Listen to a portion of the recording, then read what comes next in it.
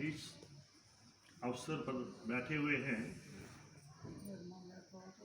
जिसे हम सत्संग के नाम से जानते हैं। सबसे पहले बड़ी बात है कि संग तो बड़े किस्म के होते हैं कि सत्संग की महिमा क्या है। सत्संग में जहाँ सत्य की बात की जाए, सत्य या वचन बोले जाएं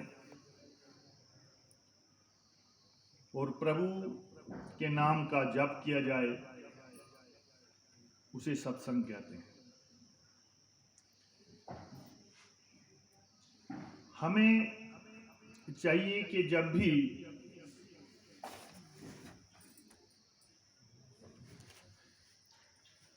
हम सत्संग में जाएं,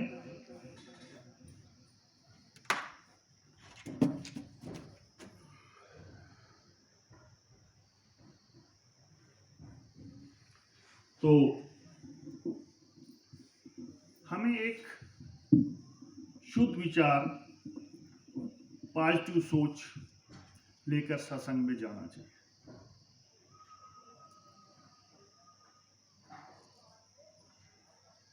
किसी की भावनाओं को ठेस पहुंचाना, किसी की बात करना, किसी के बारे में बुरा सोचना या किसी घर की बात करना, ये सत्संग का लक्षण नहीं होते। इसलिए जब भी हमें सत्संग में जाना है तो एक पॉजिटिव सोच लेकर जाना है।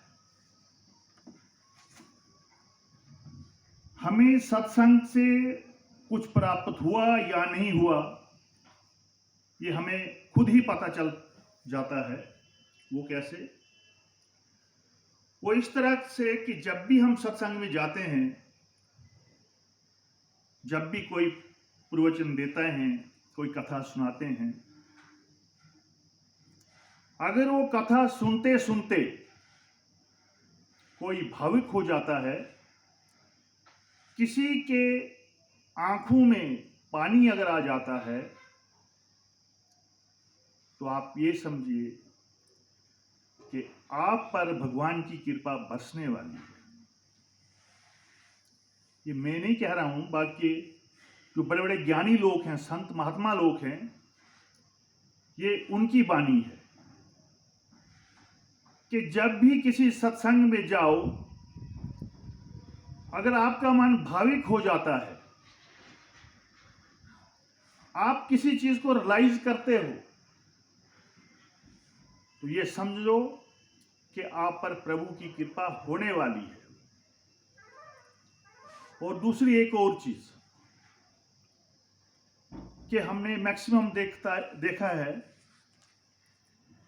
कि लोग जब भी सत्संग में जाते हैं तो जुमाई बहुत लेते हैं। जुमाई मीन्स, जुमाई जानते हैं सभी लोग? जुमाई लोग लंबी सांस, नींद का भाव होना। जब नींद का भाव आने लगता है, इस चीज से अपने आप को दूर रखना है। ये चीजें अपने मन के अंदर आने नहीं देनी है। इसका मतलब यह है कि आपका ध्यान, कंसंट्रेशन जो है, ध्यान उस सत्संग की तरफ नहीं है कि आदमी जो बोल रहा है वो बोल रहा है, सिर्फ आप कानों से सुन रहे हैं, लेकिन मन आपका किसी और तरफ है। तभी कहते हैं कि जब भी कोई काम करना है, फिजिकली और मेंटली दोनों आपका होना बहुत जरूरी है कि आपका दिमाग और आपका मन उस जगह पर बिल्कुल टिका होना चाहिए, तब जाकर उसकी फल की प्राप्ति होती है। अब कभी कभी जब भगवान की कृपा बरसने लगती है, तो कुछ इन सत्संगों से ऐसी प्रेरणा लेकर चलना पड़ता है कि ऐसी प्रेरणा मिले हमें सत्संग से। सत्संग में जाने का यह मतलब होता है कि कोई प्रेरणा मिले। प्रेरणा का मतलब यह है कि हमें कोई ऐसी चीज मिले, किसी का उदाहरण मिले कि जिसके नक्शे कदम पर हम चलकर आगे बढ़ने की कोशिश करें। ये प्रेरणा हमें मिलनी चाहिए।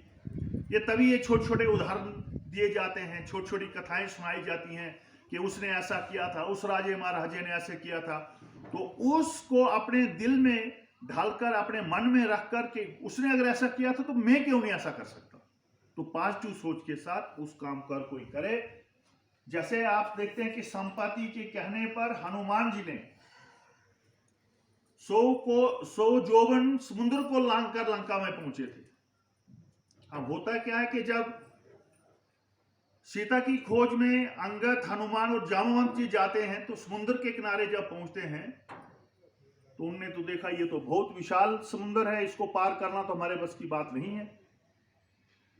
अब वो ये बातें कर रहे थे कि भाई वापस जाएंगे तो सुग्रीव हमें मार लेगा, क्योंकि उसने बोला था कि खाली हाथ वापस नहीं आना है। तो ये सोच ही रहे थे कि आप वापस जाएंगे तो वो मार लेंगे, इससे अच्छा है कि इसी समुद्र के किनारे हम रहेंगे तो यहीं पर अपनी जान दे देंगे। इतने में संपाति जो थे, जटेऊ के भाई, जो सुन रहे थे, एक गुफा के अंदर उसी पर्वत के ऊपर बैठे हुए थे। वो जब सुन रहे थे तो वो बाहर निकलते हैं। उनने देखा कि भाई ये कौन शोर कर रहा है। उसने देखा आज तो बहुत शिकार आया है, बड़ी देर से मैं भूखा पड़ा हूं। तो जब वो बाहर निकला तो उसने उनको डराने की कोशिश किया। एक विशाल जिस्म को देखकर ये बानर लोग जो थे ये डर गए।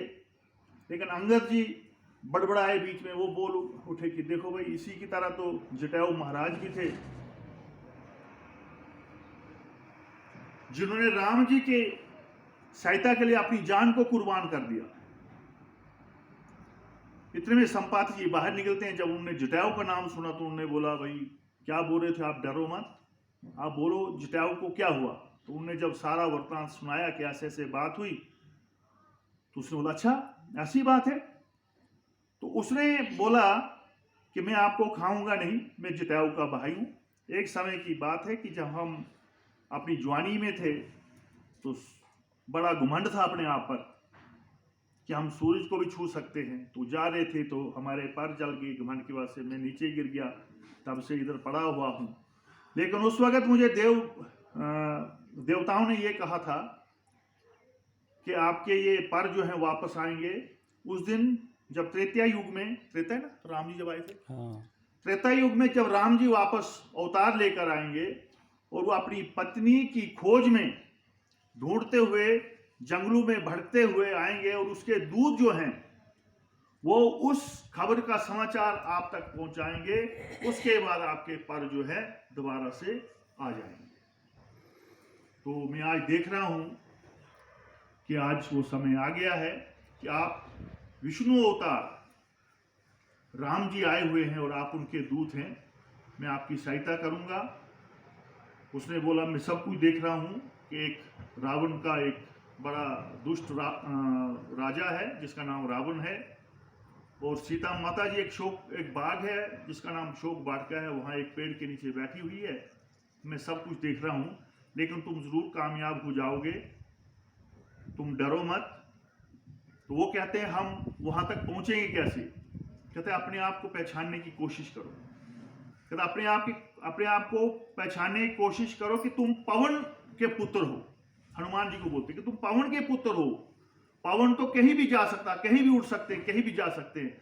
तो कहने का मतलब कि उस प्रेरणा से हनुमान जी ने, जब संपाति ने उनको प्रेरणा दी कि तुम सब कुछ कर सकते हो, ये लांघ सकते हो समुद्र, तो उन्होंने उसकी प्रेरणा लेते हुए अपने शरीर को बड़ा बनाया, समुद्र पार किया, और वहां से क्या हुआ, लंका में जाकर वो सब आपको पता है। तो कहने का मतलब है कि ये कथा से हमें क्या लेनी है, प्रेरणा लेनी है। प्रेरणा लेकर हमने अपने जीवन को संवारने की कोशिश करनी है।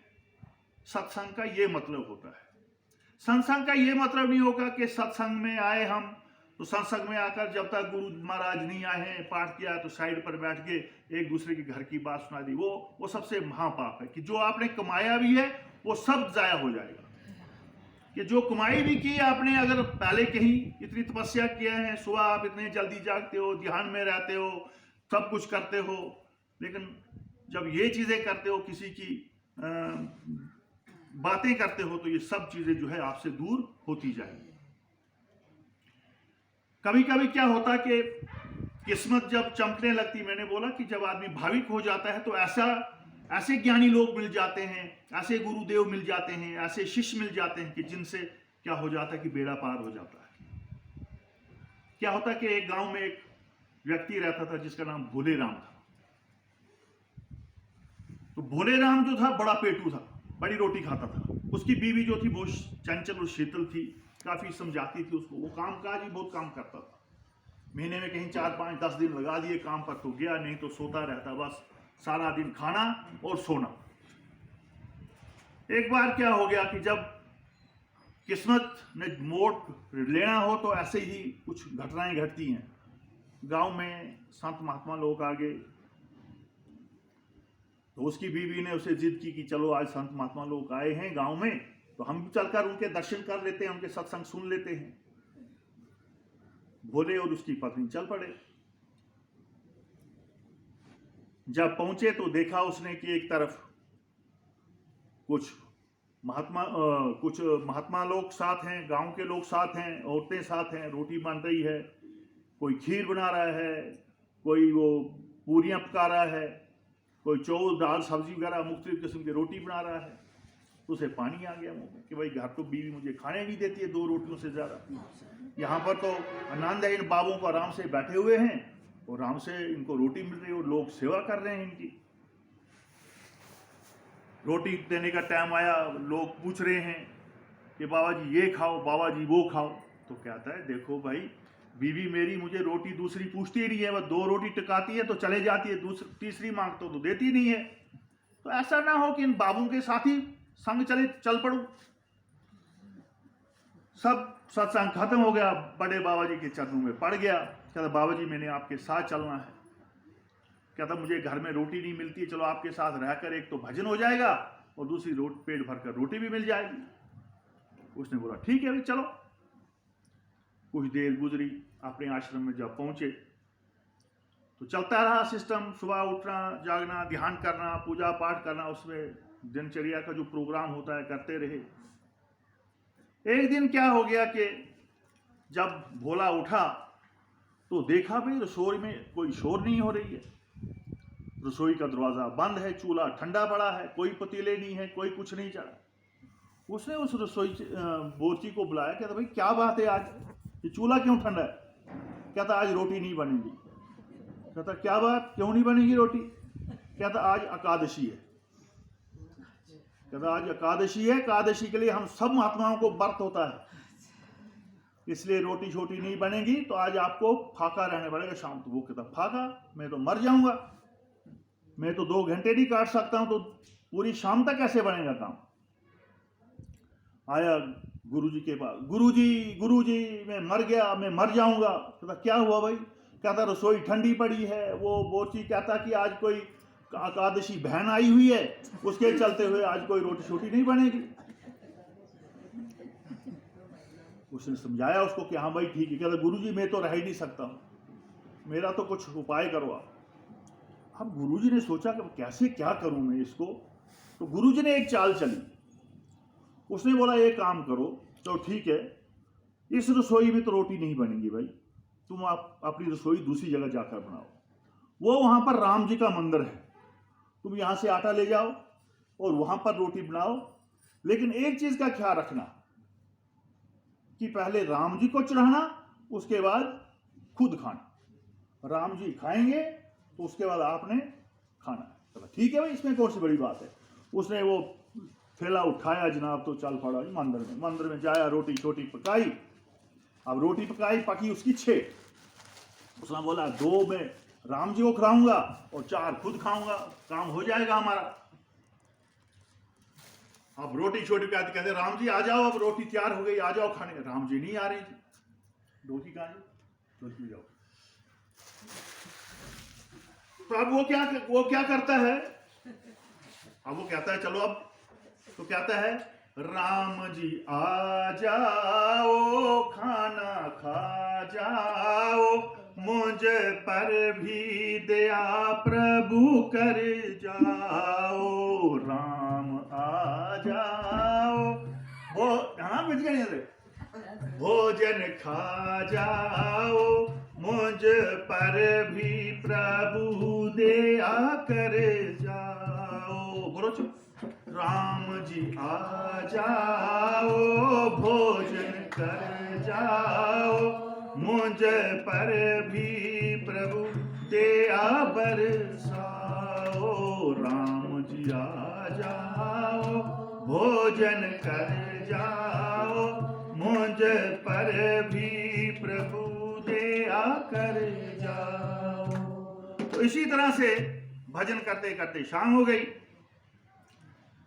राम जी प्रगट हो गए। कहता भूले, कहता बाबा भगवान जी आगे आगे आओ आओ जी, मैं मुझे पेट में बड़ी शक्ति है, बैठ के। अच्छा डालो जी रोटी डाल। रोटी डाल दी, दो रोटियां दे दी राम जी को। अब 4 रखी हो सके, 4 मेरे लिए काफी है। अब राम जी रोटी खा रहे हैं, साथ में भोले जी को देख रहे हैं, उसके प्रेम को देख रहे हैं, और नहीं देख रहे, उसके प्रेम को, उसके सादेपन को देख रहे हैं कि कितने सीधे सादे मन से, कितने शुद्ध मन से ये मेरे लिए रोटी पकाकर मुझे खिलाने की कोशिश कर रहा है। 2 रोटी जब खाई तो भोला देखता है कि अब और नहीं मांगनी चाहिए। तो कहता भोले जी भगवान, कहता बहुत स्वादिष्ट थी, 2 रोटी और मिल जाती तो बहुत अच्छा था। वो कहता है भाई 4 रोटी तो टोटल रखी मैंने अपने लिए, 2 और खा जाएंगे तो मेरे लिए 2 ही बचेगी, तो 2 से मेरा पेट तो भरने वाला नहीं। चलो, लेकिन अब गुरुदेव जी ने बोला है कि जब तक राम जी भोजन नहीं करेंगे तब तक आपने भोजन नहीं करना है।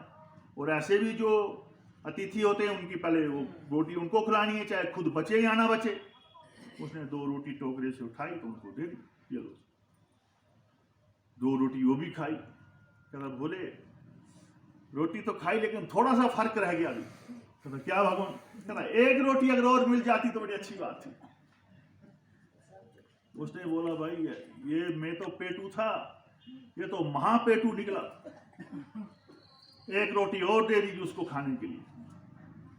हो गई 5 रोटियां। रोटी छोटी खाई, भगवान जी चला गए। आया वो फिर पेट बुझाता बुझाता, गुरु जी मैं तो फाके रह गया, 1 रोटी मिली, वो आपने अच्छा बोला कि वो राम जी को बुलाना, राम जी आए तो 5 रोटियां खा गए। अब गुरु ने बोला ऐसे ही शोर करता होगा, राम जी ने कहाँ निकलना है, कहाँ आना है रोटी खाने के लिए इसकी। खैर जी आ गई दूसरी एकादशी आ गई, फिर वही रसोई बंद। उसने बोला बाबा जी गुरु जी आज मुझे ज्यादा आटा देना ताकि मैं, वो राम जी बहुत महापेटू हैं तो उसके लिए मैं अच्छी रोटी पका कर रखूं। ले गई जनाब, तो रोटियां पकी 10। अब रोटियां 10 पक, उसने सोचा अगर 5 भी वो खाएंगे तो 5 मेरे लिए काफी हैं। फिर उसने वही भजन शुरू कर दिया कि राम जी आ जाओ, रोटी खा जाओ, और मुझे पर प्रभु दया कर जाओ। राम जी आ जाओ, राम जी कर जाओ, मुझे पर भी प्रभु दया कर जाओ। राम जी निकले, संग में सीता जी को बुलाया।